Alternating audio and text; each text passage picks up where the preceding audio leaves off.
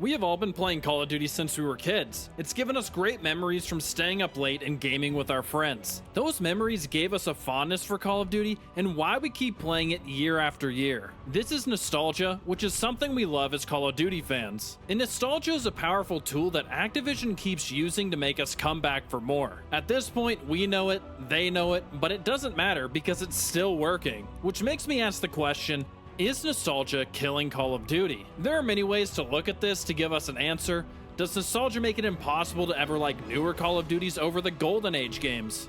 Why does the community always hate the newest game and say last year's was better? And does nostalgia allow the developers to work and try less by using recycled content to reel us in instead of making good new content? And that's what I'm going to look at today, and let me know what you think in the comments. Jumping into the first question seems like a straightforward answer. No, these newer Call of Duties will never reach the heights of the COD 4 to Black Ops 2 era, because the community will never like them. But what's interesting is the best-selling Call of Duty of all time is Black Ops 3, at 43 million copies sold, which is 3 years post Golden Age. Well, that's an exemption, right? Because BO3 is widely considered to be a fringe top 5 game in the series, so that doesn't count. Alright, but the second most sold game has to be between 2007 and 2012. But nope, it's MW 2019 at 42 million copies sold. Well, that also has to be an exception because COVID kept everyone inside and Warzone boosted player numbers. Alright, the third best selling Call of Duty has to be from the Golden Age. And now you're right because it's Black Ops 2, then the fourth bestseller is Black Ops 1, and fifth is Modern Warfare 3. Alright, so 4 out of the 5 games are from 2015 or earlier, which clearly shows that newer games aren't as popular. Well, this may be hard to believe, but Black Ops Cold War and Vanguard sold within 1 million copies of Black Ops 2, the third place game. But for the most shocking part of this, I had to do a double and triple take to make sure I wasn't looking at these numbers wrong, and I know you're not going to believe me, but Vanguard sold 5 million more copies than Modern Warfare 2, which sounds illegal. And there is no denying that these sales figures show that people still want to play Call of Duty. But how did the sales figures get so high for games that most of you don't think are very good? The answer is in the title, nostalgia. MW 2019 used the reboot of the Modern Warfare series to get people excited. Then Warzone's edition and COVID helped hike up those sales a little bit more. Black Ops Cold War used your love of Black Ops 1 to hike up the sales by being a direct sequel of the story where we would get all the characters we love back for the first time since 2012 because BO3 only had Train Go Boom. And well, we know Black Ops 4 didn't have a campaign. Then Vanguard brought something back a little bit more recent, which was the movement from Modern Warfare 2019 with the slide cancel that Cold War deleted, which is something Activision loves to do now. Take away features people like, so then they can bring them back later and say, see, we listened to the community's feedback. And now, you'll all be agreeing that nostalgia is what's selling the games.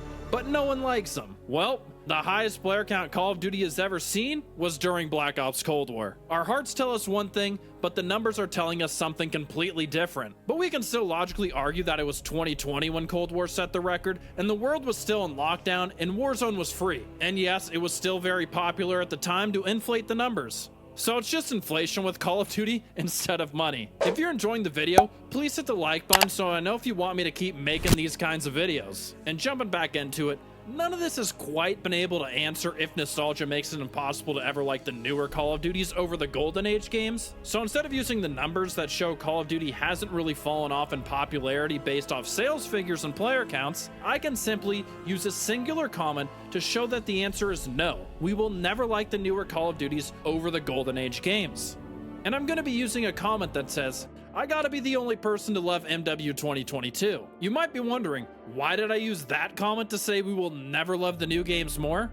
It's because as someone who makes videos, I get thousands and thousands of comments, and I try to read them all. I have seen so many comments of people saying their favorite game can be anything from COD 4 to Advanced Warfare to COD Vanguard, and it has to do with which game or games they played first. So if you played during the peak of Call of Duty, your favorite game and games will always be from that time period because of your nostalgia elevating them. I don't think a game will ever top Black Ops 1 as my favorite, but it doesn't mean I can't like the newer games. However, as a community, we are all very critical of the newest game because we compare it to whatever we view as the best CODs. And somehow 84% of you watching still aren't subscribed, and if we just got 0.5% more of you to sub, we'd be at 100k, which would mean a lot to me, so please hit that button. It's free. I appreciate you a lot, boss. All of this leads into question 2. Why does the community always hate the newest game and say last year's was better? And I'll start off by saying Modern Warfare 2019 wasn't very popular when it was out and got called trash for its bad maps, slow gameplay, no red dots on the minimap, and a lot more, but got saved by COVID and Warzone. Then Cold War came out and instantly, MW 2019 was viewed much better. But if we fast forward to today, Cold War is viewed as the best Call of Duty in the past 7 years.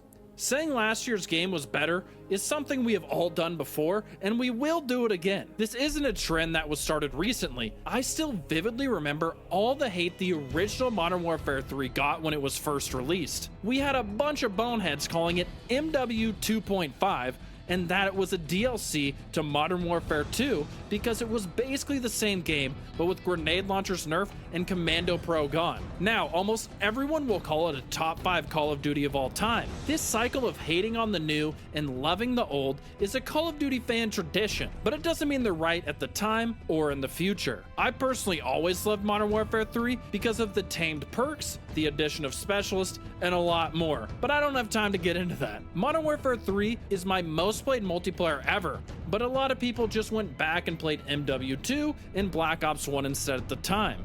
But unlike then, there is a much more simple explanation as to why people go back and play the older Call of Duties from a year or two ago and have a lot more fun. It's because with MW 2019, Activision had a philosophy shift, with one of the biggest changes being skill-based matchmaking or engagement-optimized matchmaking to try and keep people playing as long as possible. The big issue with this is that it punished players for getting better. So if you played a lot, you'd naturally become a better player and thus get bent over by the matchmaking. It was used to coddle the casual fan who buys bundles and screws the dedicated fan base. But this matchmaking only works at full capacity when there's enough players on the game, which means Vanguard matchmaking now feels like Black Ops 1 matchmaking, where you can run around with a weird class setup and have fun rather than get your head bashed into a wall. The term sweat was really invented by Call of Duty's new matchmaking to make every lobby feel the exact same, with a constant need to focus instead of letting us play a chill arcade shooter.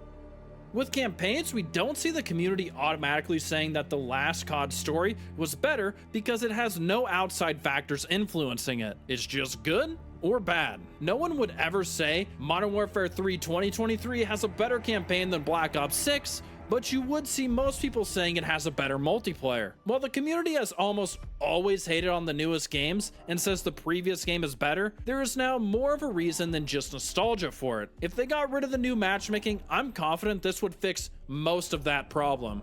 The final and maybe most important question: does nostalgia allow the developers to work and try less by using recycled content to reel us in instead of making good new content? The short answer: yes. It's clear Call of Duty has a strong reliance on nostalgia to keep longtime fans around, and it continues to get worse and worse every year because it's Activision's business strategy. They use past success to continue selling games that are incomplete at launch. The developers have less and less original content prepared at launch, the games become more and more broken at launch, and use some old component of Call of Duty they are adding back to get you excited. All they focus on is remake, remake, remake until the nostalgia wears off. Let me ask you this: do you still enjoy Shipment and Nuketown?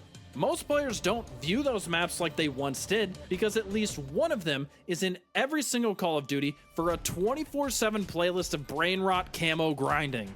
They took this so far that they released a game with exclusively remade maps that wasn't even a remastered game, with Modern Warfare 3 having MW2 maps. If you notice, all the maps they remake are almost solely from COD 4 to Black Ops 2. Hacienda is the only map in Black Ops 6 to be remade outside of the Golden Era, which ends up having the entire franchise feel like it's stuck in time, but getting worse every year. They even did it with the campaigns when they rebooted the Modern Warfare series. They wanted the same major plot points, like having Shepard betray you or having Soap die in MW3. It's easier to rework and remake things instead of come up and develop new content. That's exactly why newer Call of Duties have quick player falloff, because it becomes stale very quickly with the lack of value in hollow content. We saw the steepest player falloff in Call of Duty history with Black Ops 6, and how did they decide to bring players back?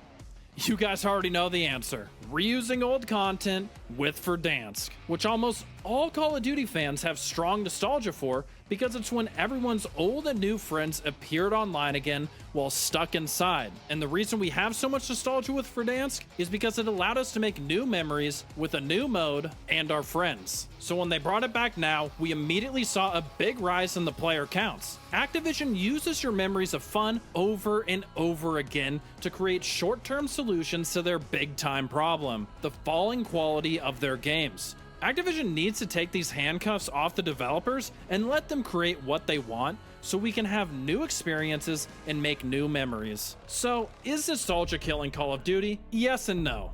Activision constantly using your memories will eventually stop working and will kill the series, but nostalgia is the only thing keeping many of you around. So, in the short term, it's saving Call of Duty. But in the long run, when the nostalgia runs out, it will kill Call of Duty. And if you want to see the only Call of Duty tier list that everyone will agree with, click here. I know you'll enjoy it. Peace.